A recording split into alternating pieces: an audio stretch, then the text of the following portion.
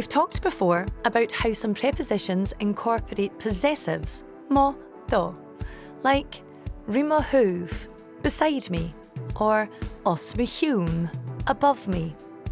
With some prepositional phrases, the possessive isn't quite as obvious. You already know, though, that in my isn't alnan plus mo, but nam, as in bhai nam fóchgait, it was in my pocket.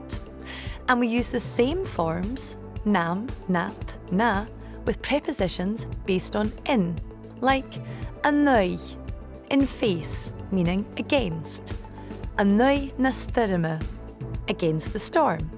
So nam against me, nan against them.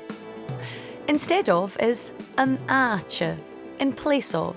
So nam ache, in my place, means instead of me, and nan ache, instead of them.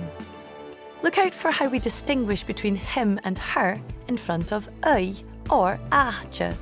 Na against him, na against her.